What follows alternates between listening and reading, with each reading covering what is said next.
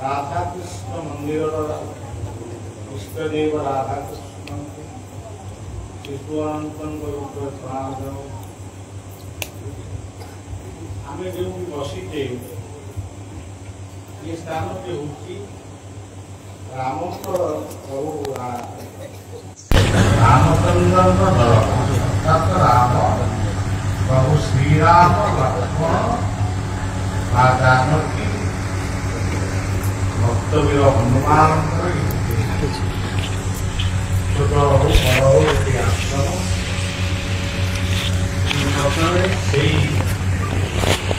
राम को श्रीराम शरणम समस्त जगतान रामं विना का गति रामेण प्रतिहन्यते कलिमलं रामाय कार्यं नम रामात्रस्यति काल भीम भुजौ रामस्य सर्वं वशे रामे भक्तिरखण्डिता भवतु मे राम तुमेवाश्रय। सनातन धर्म रे बा आम हिंदू समाज रे विश्व रे आमे जेउठी भी सनातनी हिंदू माने रहिचंती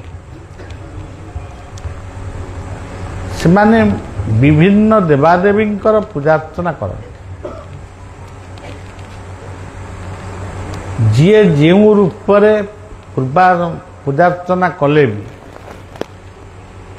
समस्त पूजा आ समस्त पुष्पांजलि से जनक निकट को जाए से होचंती क्षीराब्दी साई अनंत जहाँ को आम निराकार परमात्मा परमेश्वर परं ब्रह्म बोली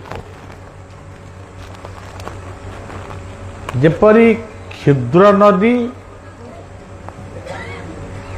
बृहत नदी बड़ नदी झरणा नाल नर्दमार पानी पर्यंत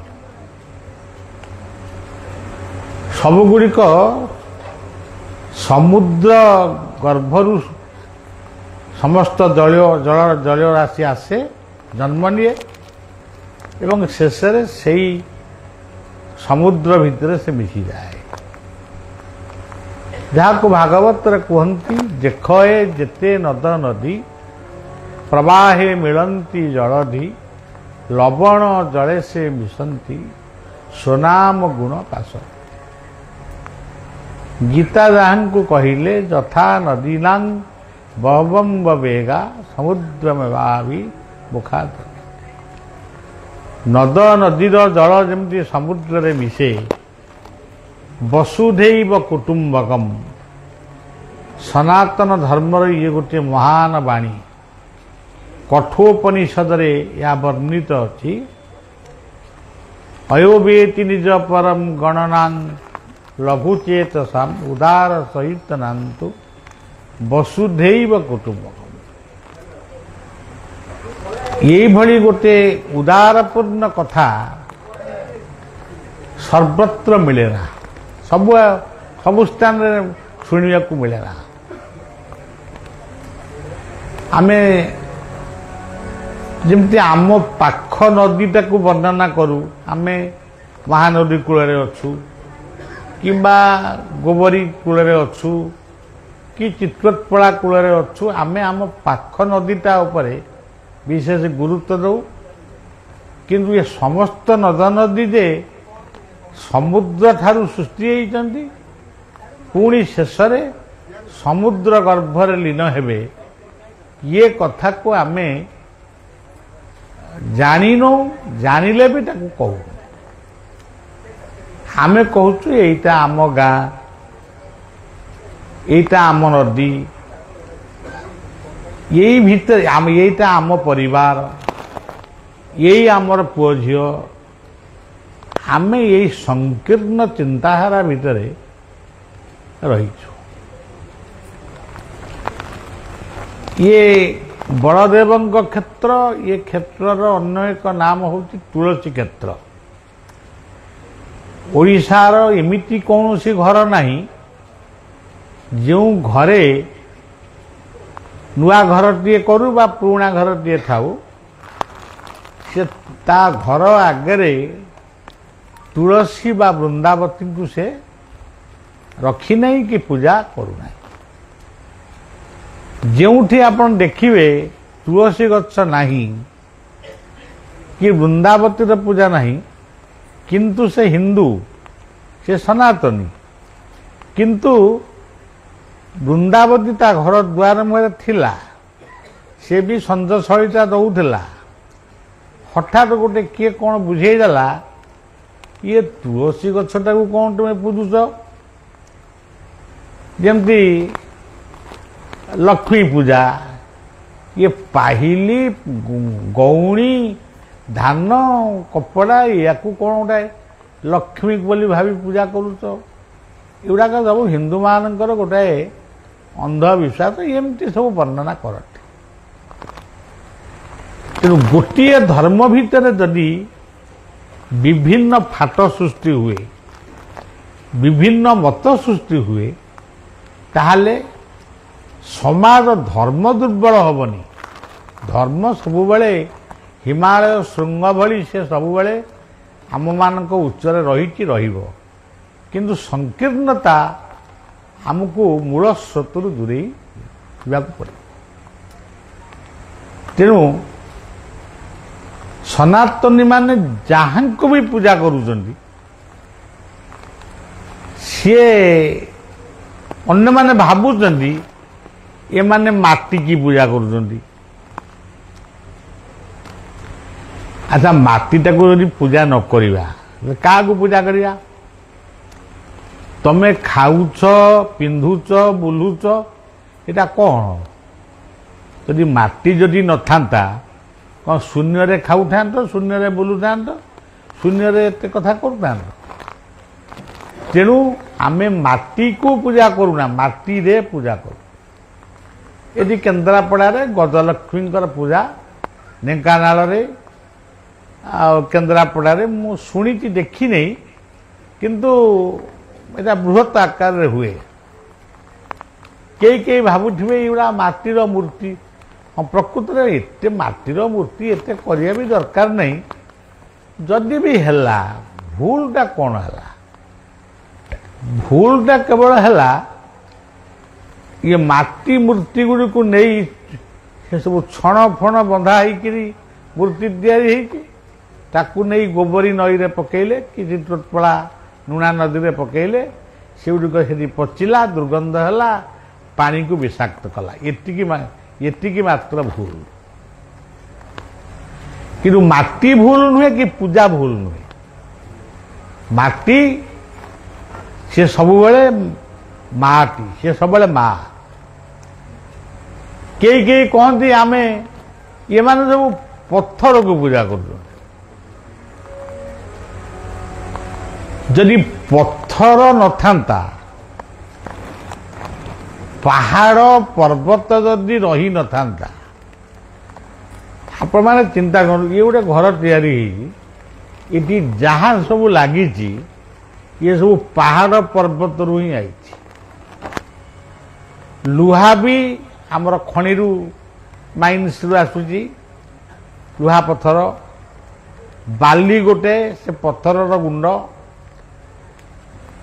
यही भाव में आप देखिए आमे जहाँ को पूजा करुचु से व्यवहार करुचु आमे धरतु अभड़ा को महाप्रसाद बोली कहूँ अन्य माने महाप्रसाद कहूना कौन तो गोटा तो कहते किए कौच राइस खाऊ किए कौच भात खाऊ किंतु मूलटी कथा है से चाउल बा धान इत्यादि। तेणु भागवतर से जो कथाटी से कहते काष्ठ काष्ठ पाषाण तरु तृणे बसंती शरीर भ्रमाणी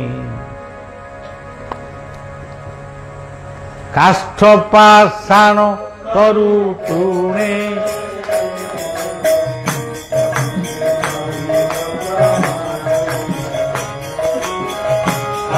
ପାଷାଣ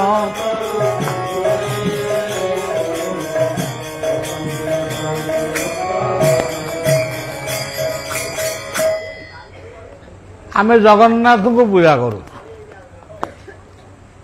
ଜଣେ ବାବୁ ଥରେ ବହୁତ ଦିନ ତଳେ ମୋତେ କହିଲେ ପୁରୀରେ କହିଲେ, ପୁଣି ଜଣେ ପୁରୀର ଅଧିବାସୀ, ଏ ଜଗନ୍ନାଥ ଗୋଟେ କାଠ।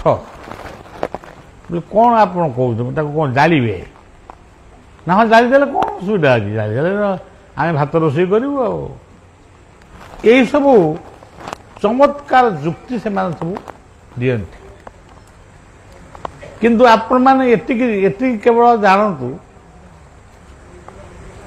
ଜନ୍ମଠାରୁ ମୃତ୍ୟୁ ପର୍ଯ୍ୟନ୍ତ ସବୁଠାରୁ ଯଦି ବେଶୀ ଉପଯୋଗୀ ଦ୍ରବ୍ୟ କିଛି ଥାଏ, ସେ ହେଉଛି କାଠ। ଜଗନ୍ନାଥ କାଠରେ ତିଆରି ହେଇଛନ୍ତି, ସେଇଥିପାଇଁ ସେ ଜାଣିକିରି ହେଇଛନ୍ତି। ଆମେ ଯେତେବେଳେ କାଠକୁ ଖତେଇ ହଉଛୁ, ହେ ଜଗନ୍ନାଥ କାଠରେ ଜଗନ୍ନାଥ ଆମକୁ ବି ହାତ ହଲେଇକିରି କହୁଛନ୍ତି, ତୁମେ ଯାହା କହୁଛ ମୁଁ ସେଇଥିରେ ଅଛି। ଆପଣ ଦେଖିବେ ଜଣେ ଗୋଟିଏ ପିଲା ସେ ଜଗନ୍ନାଥଙ୍କ ଦର୍ଶନକୁ ଗଲା, ଗରୁଡ଼ ସ୍ତମ୍ଭ ପାଖରେ ଦଣ୍ଡବତ ହେଲା।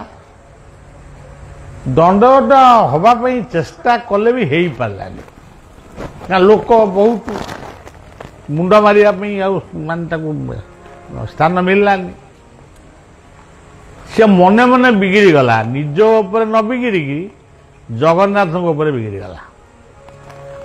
ସେ ବିଗିଡ଼ିକିରି କହିଲା, ଏଇ ଗୋଟେ 3-4 ହାତିଆ କାଠକୁ ଦଣ୍ଡବତ ହେବା ପାଇଁ ଏତେ ଭିଡ଼? ମୁଁ ଏଇ ଆମର ଏଇ କେନ୍ଦ୍ରାପଡ଼ା ଜିଲ୍ଲାର ଗୋଟେ ପିଲା କଥା କହୁଛି। ତାପରେ କ'ଣ ହେଲା ନା, ତାପରେ ଗରୁଡ଼ ସ୍ତମ୍ଭ ଲୋକ ଫାଲିଗଲେ, ମୁଁ ଦଣ୍ଡବତ ହେଲି। ଦଣ୍ଡବତ ହେଇ ଅନେଇଲି, ଜଗନ୍ନାଥଙ୍କୁ ଆଗ ଅନେଇଲି। ଏଇଟା ସ୍ୱାଭାବିକ କଥା। ଆଉ କିନ୍ତୁ ଜଗନ୍ନାଥଙ୍କ ରୂପଟା ମୋତେ ଦେଖାଗଲା। ମୁଁ ଯେଉଁ ଭାବୁଥିଲି 3-4 ହାତ କି 5 ହାତ 6 ହାତର କାଠ ମୂର୍ତ୍ତିଟା, ସିଏ ମୁଁ ଯେତେ ମୁଣ୍ଡ ଉପରକୁ କଲି ସେ ତା ଉପରକୁ ରହିଲା, ସେ କାଠଟା ତା ଉପରକୁ ରହିଲା। କହିଲି କ'ଣ କାମ, ମୁଁ ତ ଦେଖିଥିଲି ଜଗନ୍ନାଥ ଏତିକି ଉଚ୍ଚ, ଇଏ କ'ଣ ଏତେ ଉଚ୍ଚ ହେଇଗଲେଣି, ପୁରା ନଡ଼ିଆ ଗଛ ଉଚ୍ଚ ହେଇଗଲେଣି, ଇଏ କି କଥା? ସାଙ୍ଗେ ସାଙ୍ଗେ ମୋ ମନ ଭିତରେ ଗୋଟେ ଆସିଲା ଯେ ପ୍ରଭୁ ମୁଁ ଭୁଲ କରିଛି, କହିକିରି ଭୁଲ କରିଛି, ମୋତେ କ୍ଷମା ଦିଅନ୍ତୁ। ଏତିକି କଥା କହି ମୁଁ ଅନେଇ ଦେଲି, ଜଗନ୍ନାଥ ଯେମିତି ଥିଲେ ସେମିତି ଅଛନ୍ତି। ତେଣୁ ତାଙ୍କୁ କାଠ ବୋଲି କେମିତି ଭାବୁଛ? ତେଣୁ ଆପଣମାନେ ଦେଖିବେ, ସିଏ ପୁଣି ଯେଉଁ କାଠରେ ତିଆରି ହେଇଛନ୍ତି, ବିଶ୍ୱ ବର୍ତ୍ତମାନ ସେଇ କାଠକୁ ଖୋଜୁଛି। ସେ ହେଉଛି ନିମ୍ବ କାଠ। ନିମ୍ବରେ ତେଲ, ନିମ୍ବରେ ସାବୁନ, ନିମ୍ବରେ ଔଷଧ, ସବୁ ନିମ୍ବରେ ତିଆରି ହେଉଛି। ବର୍ତ୍ତମାନ ଆମ ଦେଶରୁ ନିମ୍ବ କାଠ ଗୁଡ଼ିକ କେମିତି ବାହାରକୁ ଯିବ, ଆମେରିକା, ରଷିଆ, ଚୀନ, ସେମାନେ ବ୍ୟସ୍ତ। କିନ୍ତୁ ଆମେ ନିମ୍ବ କାଠକୁ ଭାବୁଛେ ନିମ୍ବ କାଠ। ତେଣୁ ଭାଗବତର ସେଇ ପଦଟି ଆପଣ କେତେ ସୁନ୍ଦର ପଦଟିଏ, ଯାର ଯେ ମନ୍ତ ଭାବ ଦେଖି ନାବ ମୁଁ, ଯାର ଯେ ମନ୍ତ ଭାବ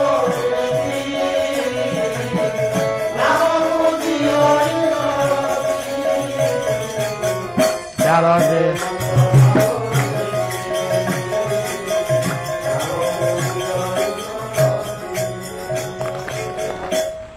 ତ ଯାହାର ଭାବଟା ଯେମିତି ସେ ଫଳ ପାଇବ ଯେମିତି।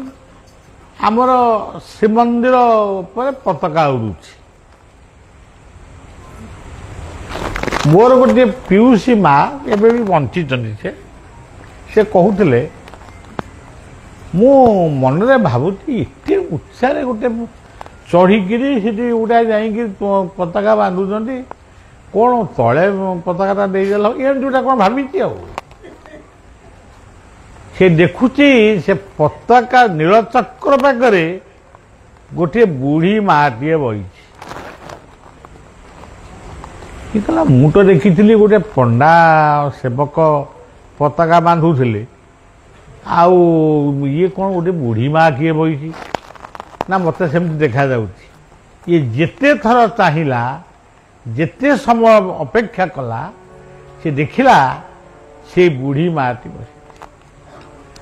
ତାପରେ ସେ ଘରକୁ ଫେରି ଆସିଲା। ଯାଦୃଶୀ ଭାବନା ଦଶରଥ, ଯାହାର ଭାବନାଟା ଯେମିତି ତାର ଫଳଟା ଠିକ୍ ସେଇପାରି। ଧରନ୍ତୁ ଆମେ ଇଏ ଗୋଟେ କାଠର କଥା ଗଲା, କାଠର ମୂର୍ତ୍ତି ଜଗନ୍ନାଥ, ପାଷାଣ ଆମର ଅଛି, ତିଳ ମଧ୍ୟ ଯଥା ତୈଳ, ପୁଷ୍ପ ମଧ୍ୟ ଯଥା ଗନ୍ଧ, ଇକ୍ଷୁ ମଧ୍ୟ ଯଥା ରସ, ପାଷାଣେ ଶୈବ କାଞ୍ଚନ। ଆପଣ ଯୋଉ ଶିବଲିଙ୍ଗଙ୍କୁ ପୂଜା କରୁଛନ୍ତି ସେ କୋଉଥିରେ ତିଆରି? ପାଷାଣରେ ତିଆରି। ସିଏ ପ୍ରମାଣ କରି ଦେଇଛନ୍ତି। ମୁଁ ମାନେ ପ୍ରତ୍ୟକ୍ଷ କଥା ଗୁଡ଼ାକ କହୁଛି। ମୁଁ ସେ ଶାସ୍ତ୍ର କଥା ମୋତେ ଏତେ କହି ଆସେନି, କି ମୋର ଆଉ ବୟସ ନାହିଁ ଯେ ସେଗୁଡ଼ା ମୁଖସ୍ଥ କରିବା ପାଇଁ।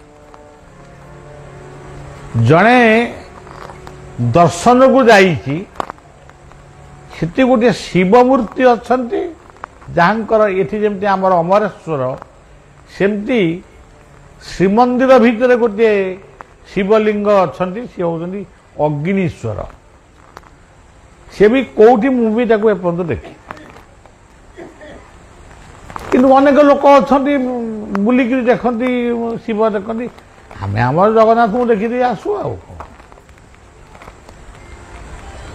ଇଏ ଅଗ୍ନିଶ୍ୱରଙ୍କ ପାଖରେ ନମସ୍କାର କରି ଯେତେବେଳେ ଆସୁଛନ୍ତି, ଇଏ ମନ ଭିତରେ ଭାବୁଛନ୍ତି ଜଗନ୍ନାଥଙ୍କୁ ତ ଦେଖିବା ପାଇଁ ସମସ୍ତେ ଆସୁଛନ୍ତି, ଏଠି ଗୋଟେ ଅଗ୍ନିଶ୍ୱର, ଏଠି ଆଙ୍କୁ କିଏ ଦେଖିବାକୁ ଆଉଛି?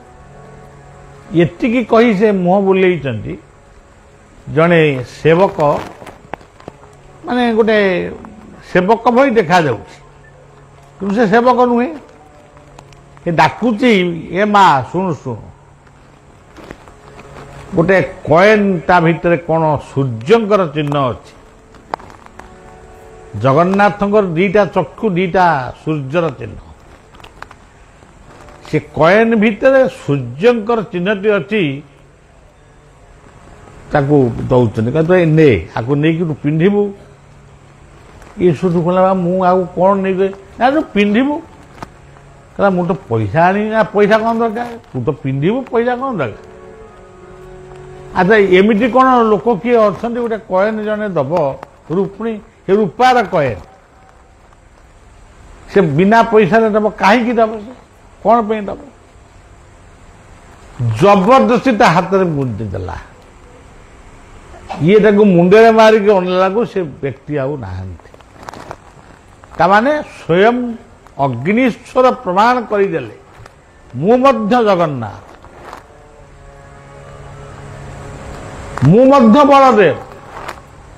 ଏଠି ଆମର ବଳଦେବ ମାନେ ପ୍ରସ୍ତରରେ ତିଆରି, ତାଙ୍କୁ କିଏ ନିର୍ମାଣ କରିଥିଲା ମୁଁ କେତେ ଲୋକଙ୍କୁ ପଚାରିଲେଣି, ସେ ବି କହିପାରୁନାହାନ୍ତି।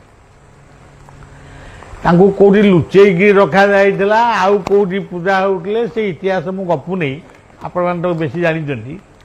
କିନ୍ତୁ ସେ ମୂର୍ତ୍ତିର କାରିଗର କିଏ?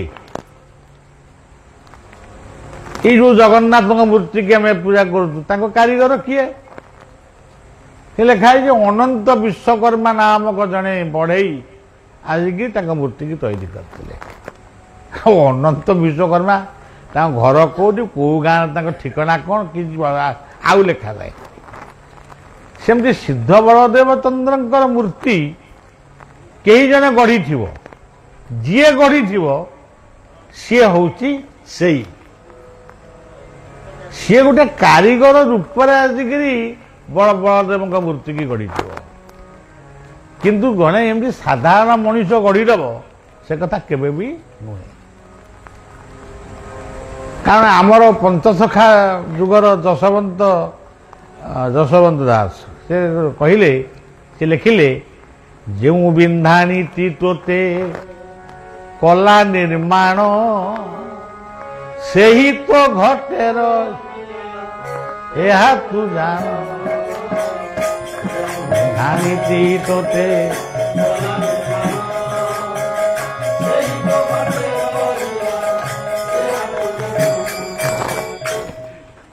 ତେଣୁ ଯିଏ ତାଙ୍କୁ ନିର୍ମାଣ କରିଛି ସେ ହେଉଛନ୍ତି ସେଇ ବଳଦେବଙ୍କୁ ନିର୍ମାଣ କରିଛନ୍ତି, ଜଗନ୍ନାଥଙ୍କୁ ନିର୍ମାଣ କରିଛନ୍ତି, ସୁଭଦ୍ରା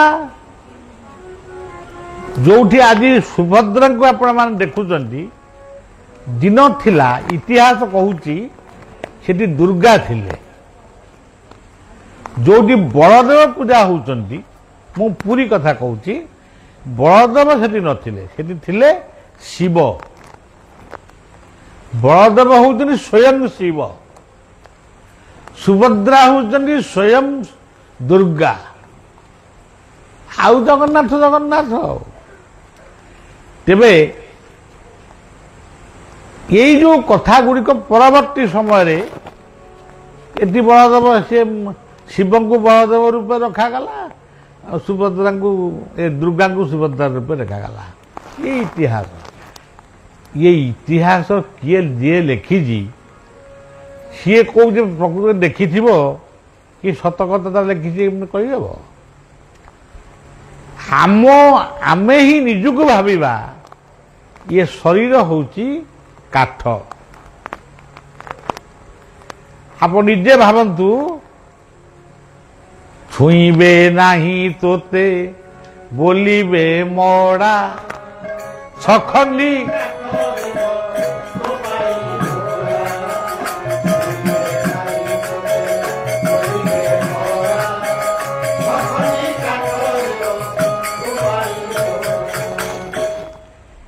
ଏଇ ରାମ ମନ୍ଦିରକୁ ଯେଉଁମାନେ ଗଢ଼ିଥିଲେ, ରାମଙ୍କର ମୂର୍ତ୍ତିକୁ ଆଣିଥିଲେ, ପ୍ରତିଷ୍ଠା କରିଥିଲେ, ଆଜି କ'ଣ ସେମାନେ ଅଛନ୍ତି?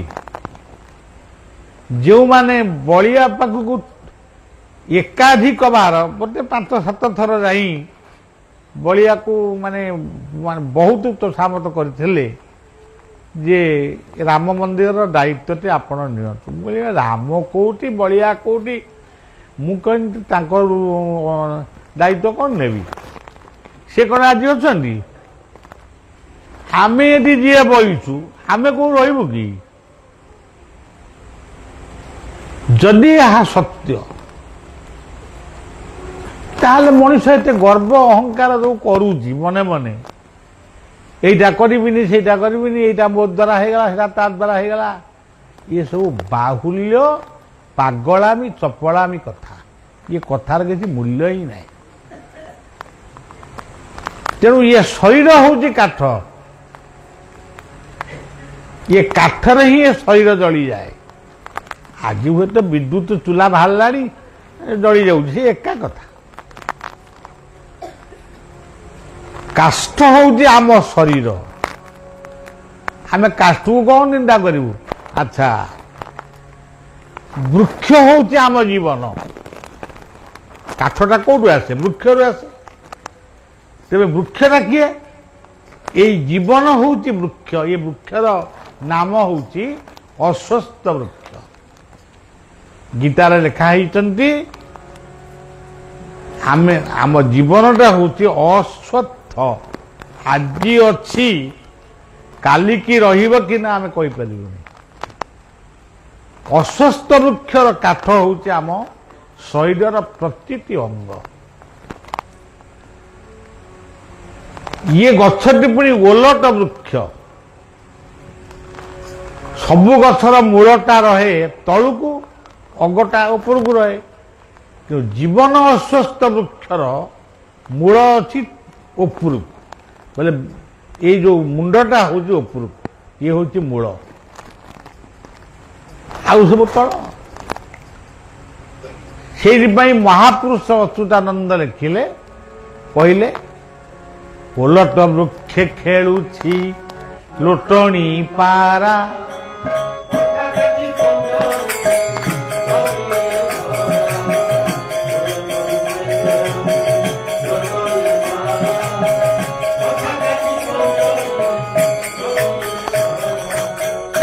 तेणु ये जीवन वृक्षर काष्ठ हूँ शरीर तार पाषाण को गुड़ाक पाषाण होउचंती आम पाखे दी प्रकार पाषाण अच्छा गोटे निष्ठुरता गोटे पाषाण आम भितर जो हिंसा अन्य को हिंसा करिबा प्रतिशोध परायण हवा ये गोटे पाषाण अन्यर दुख देखिले हसिबा माने से दुख कांदुची ये किंतु नुची नुची हसुची तेणु ये जो पाषाण प्रवृत्ति आमरी भीतर आउ पाषाण कौन एमिति गोटे पाषाण आम भीतर अच्छी तुम्हें जेते जहा कहले भी सी टलिबार नहीं सी होची ज्ञान बहुरे ज्ञान दीप जाली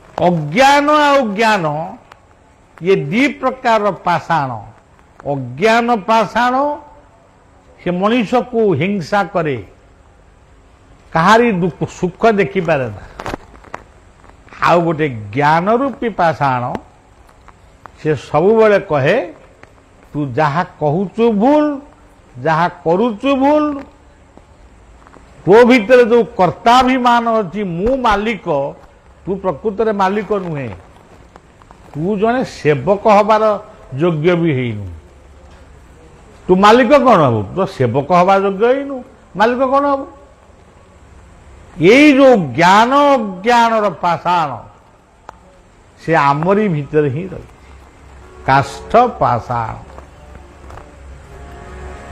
काष्ठ पाषाण तरु तृणे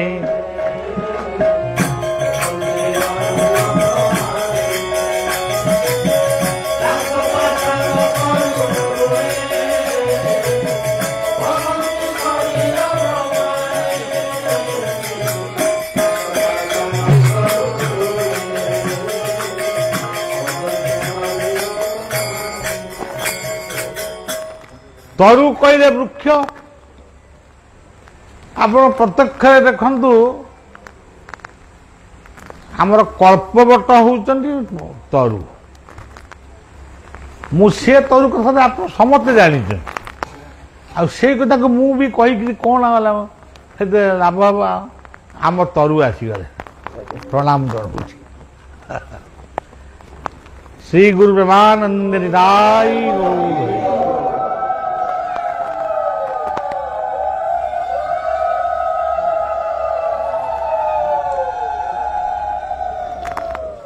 सिद्धवल देवचंद्राय तुलसी तेणु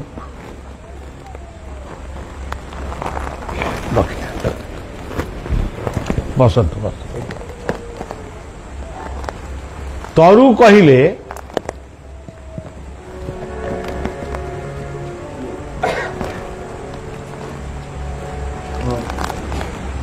तरु कहले गच्छ आमर बायांकर बा राधारमण गणंकर गोटे मंत्र होची श्री श्री कल्पतरु शरणम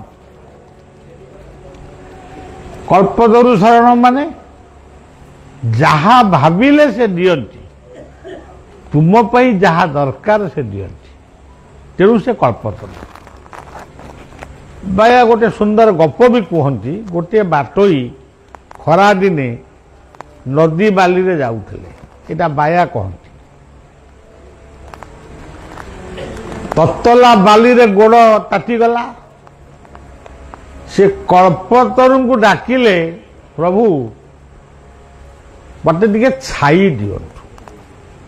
କଳ୍ପତରୁ କେମିତି କ'ଣ ଛାଇ ଦେବେ? ସେଇ ନଈ ବାଲିରେ ସେ ଗୋଟାଏ ବିରାଟ ମାନେ ବଟବୃକ୍ଷ ହେଇକିରି ଠିଆ ହେଲେ। ସେ ତ ଅଜ୍ଞାନୀ ଲୋକ, ତାର ଛାଇ ଦରକାର ଥିଲା, ଟିକେ ପବନ ଦରକାର ଥିଲା। ଛାଇଟିଏ ପାଇଲା, ପବନ ଟିକେ ପାଇଲା, ସେଇଠି ବସିଲା। ଦେଖିଲା ଗୋଟେ କଦଳୀ କାନ୍ଦି ଟଙ୍ଗା ହେଇଛି, ତାକୁ ବି ଆଣିକି ଖାଇଲା।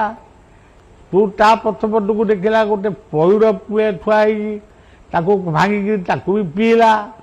ତାପରେ ଦେଖିଲା ସେ ଗଛ ଡାଳ ଭିତରେ ଗୋଟେ ସପଠିଆ ତକିଆ ଥୁଆ ହେଇଛି, ତାକୁ ସବୁ ସଜାଡ଼ିକି ଭଗବାନ ଏଇଆ ଆମ ପାଇଁ ଯାହା ଦରକାର ସେ ସବୁ କିଛି ବ୍ୟବସ୍ଥା କରିଛନ୍ତି। ଆମେ କିନ୍ତୁ ଏତେ ହୀନମନା, ଆମେ ସବୁ ପାଇକିରି ମଧ୍ୟ ଯାହାକୁ କହନ୍ତି ନିମକ ହାରାମ, ଯିଏ ମାତୃଗର୍ଭରେ ଯେଉଁଦିନ ଆମକୁ ସେ ସୃଷ୍ଟି କଲେ, ମାତୃସ୍ତନରେ କ୍ଷୀର ମଧ୍ୟ ସେ ସୃଷ୍ଟି କରିଥିଲେ। ଜନ୍ମ ହେବା ମାତ୍ରକେ ଆମେ ଭାତ ଖାଇପାରିବୁନି। ଏବେ ଯେଉଁ ଗୋଟାଏ ଏବେ କ'ଣ କେବେଠୁ ସେଟା ହେଲାଣି, ଚିକେନ ଖାଇବୁ, ମଟନ ଖାଇବୁ, ଅମୁକ ଖାଇବୁ, ବିରିୟାନୀ ଖାଇବୁ। ଆଉ ସେ କ'ଣ ମାତୃ ଗର୍ଭରୁ ଜନ୍ମ ହଉ ଖାଇବ ତାକୁ? ତେଣୁ ସେତେବେଳେ ସେ କ'ଣ ଖାଇବ, କେଉଁ ଖାଦ୍ୟଟା ତାର ହଜମ ହେବ, ସେଇ ଖାଦ୍ୟଟିକୁ ସେ ମାତୃସ୍ତନରେ ରଖିଛନ୍ତି। ତେଣୁ ସେ କଳ୍ପତରୁ। ତେଣୁ ଇଏ ଖାଇବାକୁ ପାଇଲା, ପିଇବାକୁ ପାଇଲା, ଶୋଇବାକୁ ପାଇଲା। ତେଣୁ ସେ ଭାବିଲା ଯେ ମୁଁ ଏମିତି ବୋଧେ କଦଳୀ କାନ୍ଦି ଟଙ୍ଗା ହେଇଥିବ, ଏମିତି ଗଲା ମୁଁ ଖାଉଥିବି। ଆଉ ସନ୍ଧ୍ୟା ହେଇଗଲା, ଗୋଟେ ବାଘ ଗର୍ଜନ ଶୁଭିଲା। ସେଇ କଳ୍ପତରୁ ବାଘ ରୂପରେ ଗର୍ଜନ କଲେ। ବାଘ ମାଡ଼ି ଆସିଲା, ସଉଠୁ କଳ୍ପତରୁ ରକ୍ଷା କର ବୋଲି ଡାକିଲା। ଏଇ ଯୋଉ ରକ୍ଷା କର ଶବ୍ଦ ପୁଣି କଳ୍ପତରୁ ତାଙ୍କୁ ରକ୍ଷା କଲେ। ହରେ ମୁରାରେ ମଧୁକୈଟ ଭୋଗୀ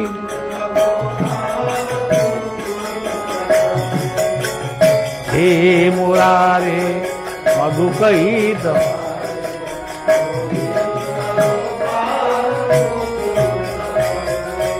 यज्ञेशना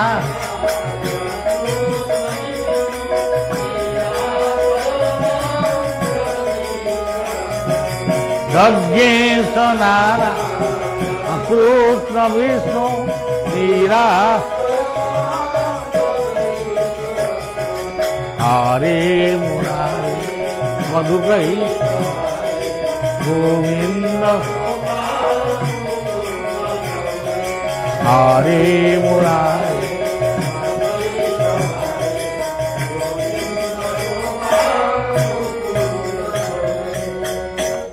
विपद आम पई आसे, संपद आम पई आसे। विपदटी जी दे थाए, संपदटी मध्य सही दे थाए। सी होउचंदी काठर जगन्नाथ, से होउचंदी पाषाण मूर्तिर बलदेव। काष्ठ पाषाणी, से होउचंदी पाषाण मूर्तिर देवदेव महादेव। वर्तमान काष्ठ गला, पाषाण गला। काष्ठ पाषाण तरु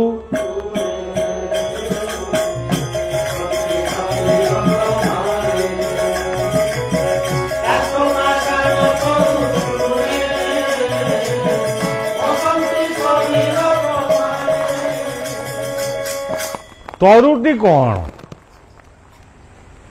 आपण मैंने कहे समस्ते पाखुआ लोक सब बहीच तरु तरु बा हूँ गछ आउ कौन तरु आ कौन ତାହେଲେ ବିଛୁଆତି ଗଛ ନା କ'ଣ? ବିଛୁଆତି ବି ଗୋଟେ ଗଛ, କିନ୍ତୁ ସେ ତରୁ ତତ୍ତ୍ୱ, ପ୍ରଥମ ଶବ୍ଦ ହଉଛି ତତ୍ତ୍ୱ ଜାଣିଲେ ତୁଟେ।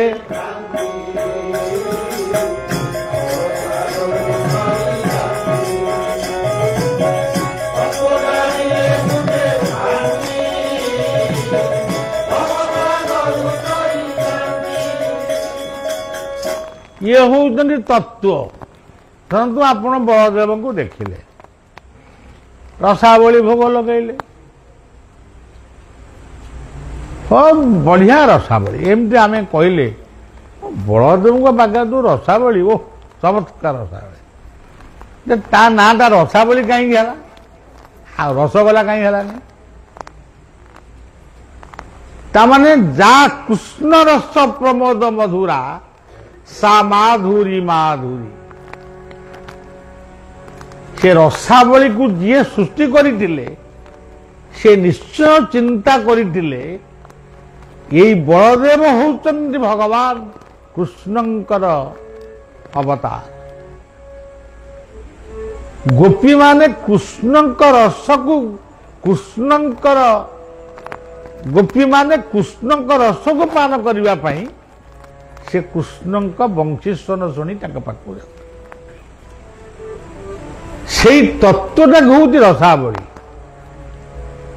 ଆଉ ଗୋଟେ ତତ୍ତ୍ୱ ହେଉଛି ଶୁକ୍ଳାମ୍ବରଧରଂ ବିଷ୍ଣୁ, ଶୁକ୍ଳାମ୍ବରଧରଂ ବିଷ୍ଣୁ ଶଶିବର୍ଣ୍ଣଂ ଚତୁର୍ଭୁଜଂ ପ୍ରସନ୍ନ ବଦନଂ ଧ୍ୟାୟେ ସର୍ବବିଘ୍ନପଥା। ତୁମେ ଯଦି ବଳଦେବଙ୍କର ଦର୍ଶନ କଲ, କାହିଁକି ଦର୍ଶନ କଲ? କେନ୍ଦ୍ରାପଡ଼ାରୁ ବହୁ ଲୋକ ଶାରଳାଙ୍କ ପାଖକୁ ଯାଆନ୍ତି, ପୁଣି ଗୋରଖନାଥଙ୍କ ପାଖକୁ ଯାଆନ୍ତି, ସେଇଠୁ ଶିଶୁ ଅନନ୍ତ ଆଶ୍ରମକୁ ଯାଆନ୍ତି। ତାଙ୍କ ଚନ୍ଦନ ଲଗାରୁ ମୁଁ ଜାଣିପାରେ ଏ ଶାରଳାଙ୍କ ଯାତ୍ରୀ। ଓ ପଚାରେ, ବାବୁ କୋଉଠି ଘର? କହନ୍ତି ଆମ ଘର କେନ୍ଦ୍ରାପଡ଼ା। କୁଆଡ଼େ ଯାଇଥିଲ? ଶାରଳାଙ୍କ ପାଖକୁ ଯାଇଥିଲ। ଆଉ କୋଉଠି ଗଲ? ଗୋରଖନାଥ। ତାପରେ ଏଠି କାହିଁ ଆଇଲ? ନା ଆମେ ଆଇଲୁ ଯେ ବାବାଙ୍କୁ ଦେଖିକି ଯିବୁ। ଆଉ ଏତେ ଆଡ଼େ ବୁଲିକି ଆଇଲ, ଗଲାବେଳେ ବଳଦେବଙ୍କୁ ଟିକେ, ତମ ଘର କେନ୍ଦ୍ରାପଡ଼ାଟି, ବଳଦେବଙ୍କୁ ଟିକେ ଇଚ୍ଛାପୁର ବଳଦେବଙ୍କୁ ଟିକେ ଦେଖିବାକୁ ଯିବ କି? ନା ଆମେ ଯାଉ ମାନେ ବୁଝେଇ ଦିଅନ୍ତି ଆମକୁ, ଆମେ ଯାଉ ଆଜି ଯିବୁନି, ଯିବୁ। ବୋଲେ ତମେ ନଗଲେ ତାଙ୍କ ଭାତ ହାଣ୍ଡି ମାନେ ଗଡ଼ି ପଡ଼ିବନି। ତେଣୁ ସଜ୍ଜନ ତତ୍ତ୍ୱ ନ ଜାଣି, ତତ୍ତ୍ୱ ଜାଣିଲେ ତୁଟେ ଭ୍ରାନ୍ତି। ଆପଣ କେବେ ତ ହଉଛି ତତ୍ତ୍ୱ, ତ କହିଲେ ତତ୍, ଗୀତାରେ କହିଲେ ତତ୍, ମୁଁ ହଉଛି ତତ୍, ମୁଁ ସର୍ବତ୍ର ବିଦ୍ୟମାନ, ସବୁବେଳେ ସବୁ ସମୟରେ ତୋ ଭିତରେ ଅଛି। ଇଏ ତତ୍ତ୍ୱଟି ଜାଣିଛୁ କି ନା? ଆଉ ତୁ କହିବୁ ମୁଁ ଗୁରୁବାର ମଦ ପିଇବିନି, ଶୁକ୍ରବାର ପିଇବି। ଆରେ ଗୁରୁବାର ବି ଯିଏ ଅଛନ୍ତି, ଶୁକ୍ରବାର ବି ସେଇ ଅଛନ୍ତି। ଆଉ ଏ ଦିନ କ'ଣ ପିଇବୁନି, ସେଦିନ କ'ଣ ପିଇବୁ? ଏଇ ଆମର ଗୋଟେ ନାଇଁ, ସେଗୁଡ଼ା ସବୁ ବିବାଦମାନ କଥା। ଛାଡ଼, ସେ ମାନେ ମଦ ପିଇକିରି ମଣିଷ କେମିତି ତାର ଅବସ୍ଥା ହୁଏ ଆପଣମାନେ ସବୁ ନିଜେ ବି ଜାଣିପାରିବେ। କେନ୍ଦ୍ରାପଡ଼ାରେ ତ ଭଲ ଡାକ୍ତରଖାନା ବି ହେଲାଣି, ଭଲ କି ତାକୁ ବୁଝି ବି ପାରିବେ। ତେବେ ଆମେ ସେ ବିବାଦମାନଙ୍କ କଥା ଯିବାନି। ତ କହିଲେ ଯିଏ ସବୁବେଳେ ଥିଲେ, ଅଛନ୍ତି, ରହିବେ, ସିଏ ହଉଛନ୍ତି ତ। ରୁ କହିଲେ ଗୁରୁ ଗୋବିନ୍ଦେ ଦିଅ ମନ।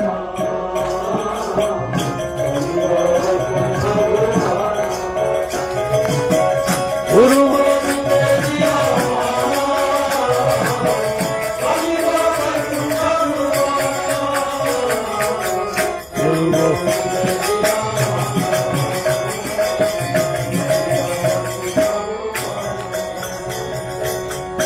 ଗୋଟିଏ ଶବ୍ଦର ମୂଳ ଅକ୍ଷରଟି ତ, ଆଉ ଗୋଟିଏ ଶବ୍ଦର ମହାନ ଶବ୍ଦ, ଆଉ ଗୋଟିଏ ମହାନ ଶବ୍ଦର ଶେଷ ଅକ୍ଷରଟି ହେଉଛି ରୁ। ତେଣୁ କାଷ୍ଠ ପାଷାଣ ତରୁ। ମୁହିଁ ବସଇ ଗୁରୁ ଦେହେ ମୋ ବିନୁ ଗୁରୁ ଭିନ୍ନ। ମୁହିଁ ବସଇ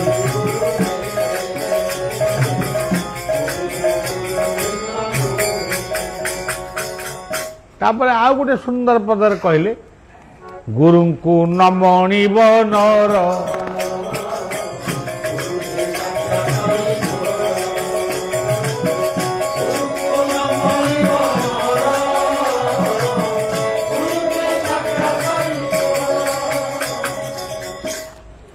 ମାନେ ଏସବୁ କଥା ଆଲୋଚନା ମୁଁ ତ ଆପଣମାନଙ୍କ ଦର୍ଶନକୁ ଆଇଛି।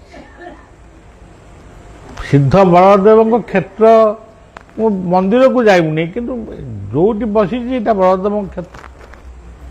ଆଉ ମୁଁ ଏଠି କ'ଣ ଗପିବି? ସବୁଦିନ ଗୁଡ଼େ ପ୍ରବଚନ, ମୋ କଣ୍ଠରେ ବି ଆଉ ସ୍ୱର ନାହିଁ।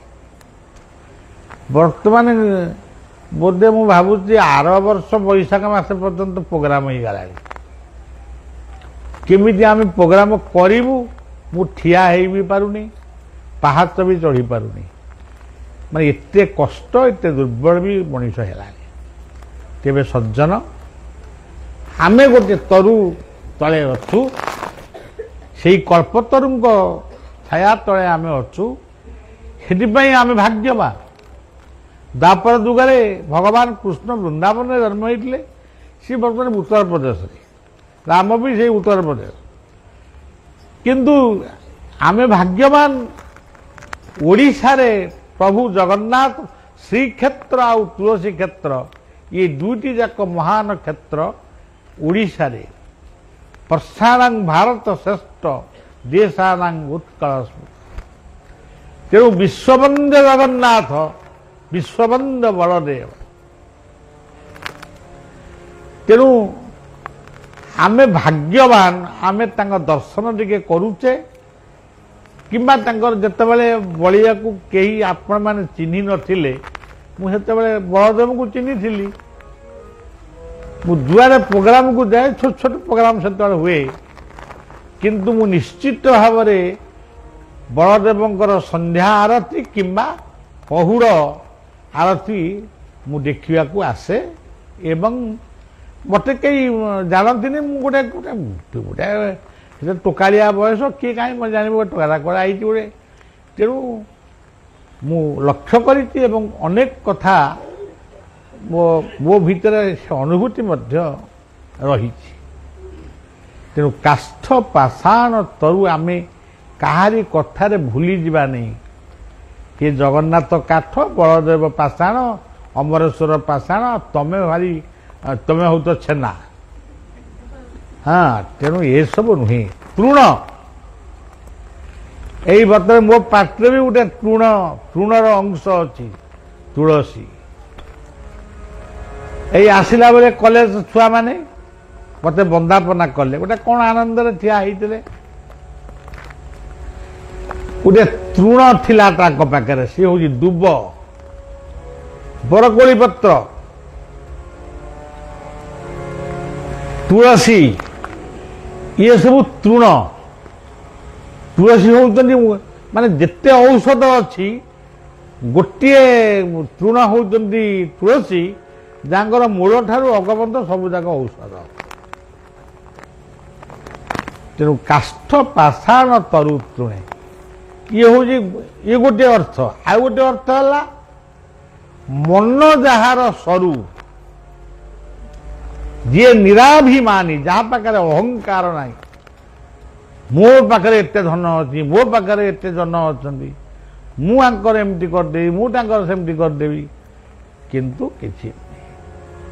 ଗର୍ଭଗଞ୍ଜନ ବାନା ଯେଣୁ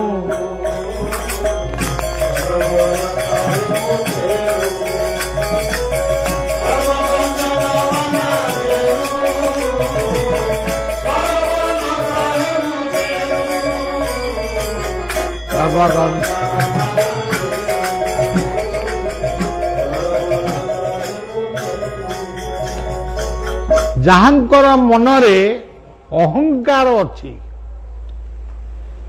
ସେ କେବେ ହେଲେ ଈଶ୍ୱର ତ ଈଶ୍ୱର କାହା କୌଣସି କୃପାର ସେ ଅଧିକାରୀ ହେଇପାରିବେ ନାହିଁ। ଜଣେ ବ୍ୟକ୍ତି ଭୋକିଲା ପେଟରେ ଶ୍ରୀକ୍ଷେତ୍ରରେ ଶୋଇଛି, ସ୍ୱୟଂ ବଳଦେବ ତାଙ୍କ ଆଗରେ ଆସି ଠିଆ ହେଲେ, ମାନେ ସତ କଥାଟା ମୁଁ କହୁଛି, ମୁଁ ଆଉ ଲମ୍ବେଇକିରି କହୁନି, ସଂକ୍ଷିପ୍ତରେ କହିଦେଉଛି। ସିଏ ଶୁକ୍ଳବର୍ଣ୍ଣ ଜଣେ ସେବକଙ୍କ ଭଳି, ଯେମିତି ଆମର ନନା ଆସିଲେ ତାଙ୍କର ପୋଷାକ ସେମିତିଆ ପୋଷାକ ପିନ୍ଧି ସେ ଠିଆ ହେଇ ଡାକିଲେ, ଏଇ ଉଠ। ଇଏ ଡରିକିରି ଭାବିଲା ବୋଧେ ଏଠି କିଏ ଶୁଅନ୍ତିନି, ମୁଁ ବର୍ତ୍ତମାନ ଏଠି ଶୋଇଛି, ମୋତେ ବୋଧେ ଡାକୁଛନ୍ତି, କ'ଣ କହିବେ ଆଉ। ସେ କହିଲେ ଏଠି ଶୋଇଛୁ, ଖାଇଛୁ? ନା ମୁଁ ଖାଇନି। କେଇ ଦିନ ହେଲା ଖାଇନୁ? ନା 2-3 ଦିନ ହେଲା ଖାଉଛି। କ'ଣ କେମିତି ବଞ୍ଚିଛୁ? ନାଇଁ ପାଣି ପିଇକି ବହିଛି ଆଉ। ମୋ ବାପା କିନ୍ତୁ ମୋତେ କହିଥିଲେ ପୁରୀରେ କେହି ଉପାସ ରହିବେନି, ସେଇଥିପାଇଁ ମୁଁ ପୁରୀ ଆସିଥିଲି, କିନ୍ତୁ କ'ଣ ହବ, ମୁଁ ତ ଉପାସ ରହିଛି ଆଉ।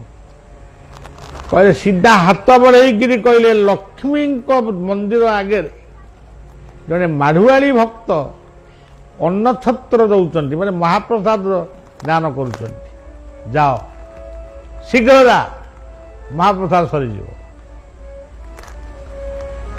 ଖାଇନାହାନ୍ତି 3 ଦିନ ହେଲାଣି, ଦୁର୍ବଳ ଦେହ, ଟିକେ କଷ୍ଟମଷ୍ଟେ ଦଣ୍ଡବତ ହେବେ, ଦଣ୍ଡବତ ହେଇଯାଇକି ପୁଣି ଠିଆ ହେବେ, ପୁଣି ଚାଲିବେ।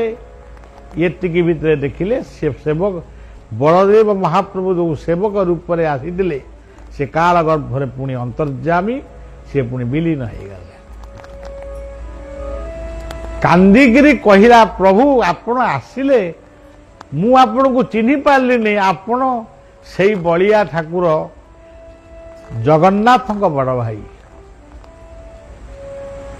ଇଏ ଲକ୍ଷ୍ମୀ ମନ୍ଦିର ପାଖକୁ ଗଲାକୁ ମହାପ୍ରସାଦ ଆଉ ଅଳ୍ପ ଅଛି, ସେ ମାଡୁଆଳି ଭକ୍ତ ଡାକୁଛି, ବାବୁ ଶୁଣ ଶୁଣ, ମହାପ୍ରସାଦ ପାଇବ, ଏଠି କେତେ ଦିନ ରହିବ?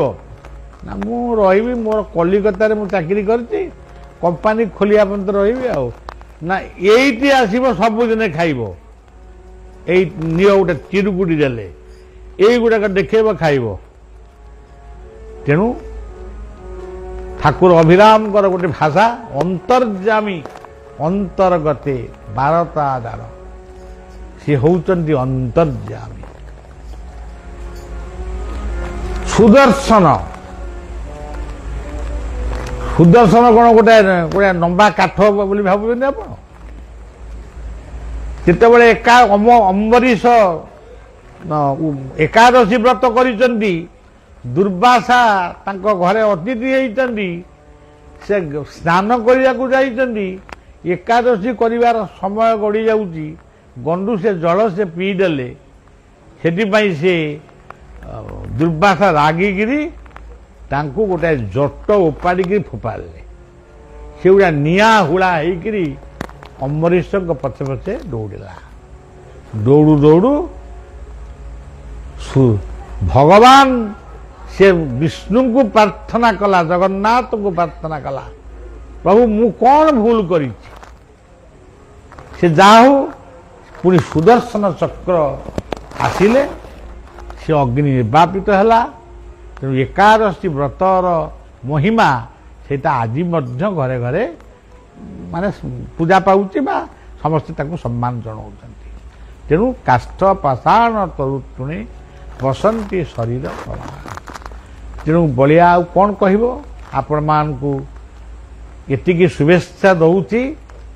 ଏଇ ଯେଉଁ ଦେହରୂପକ କାଷ୍ଠ, ଇଏ ଶରୀରର ଯତ୍ନ ନିଅନ୍ତୁ, ମଦ୍ୟ ମାଦକ ଠାରୁ ଦୂରେଇ ରୁହନ୍ତୁ। ଆମ ଭିତରେ ଯେଉଁ ନିଷ୍ଠୁର ଭାବ ରହିଛି ପାଷାଣ, ତାକୁ ତ୍ୟାଗ କରି ଜ୍ଞାନାଞ୍ଜନ, ଜ୍ଞାନ ଆହରଣ ପାଇଁ ସତସଙ୍ଗ କରନ୍ତୁ, ଗୁରୁ ଗ୍ରହଣ କରନ୍ତୁ। ଏବଂ ଆମ ଭିତରେ ଯେଉଁ ତରୁ ରହିଛନ୍ତି ତତ୍ତ୍ୱ तत् कहले आत्मा रु कहले गुरु गुरु आउ भगवान को अलग अलग देखनी जी गुरु से भगवान देखी नहीं भगवान को देखी मु गुरुदेव जदियो मु भगवान को देखी नहीं फिर भी मु दुखित नुहे कारण मो गुरु को ही मु देखी ठाकुर निगमानंद भाषा है मद्गुरु श्री जगत गुरु मो पे जगत गुरु काष्ठ पाषाण तरु तृणे बसंती शरीर प्रभार ये कथाटी आपण माने मन रखिए मन को सब बेले अहंकार दूरे रखिए एवं मोर अनेक दिन है गोप को आसी नहीं आउ न आसबार कारण किसी नहीं समय होनी ये वर्ष भाविली जीवा दिए बुलिकी आसवा काली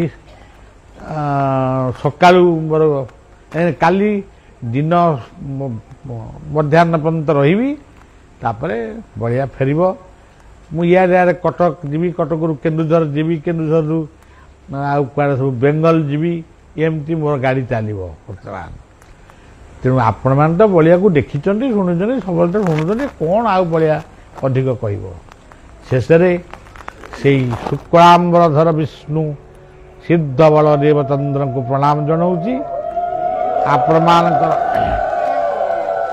शुभ कामना कर हरि बोल हरि बोल हरि हरि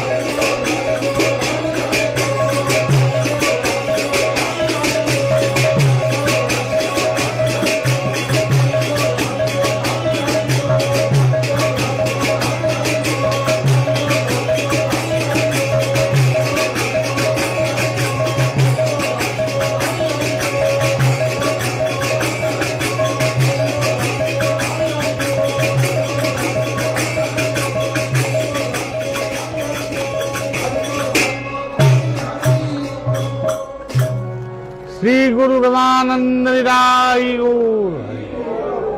जय जय श्री राम।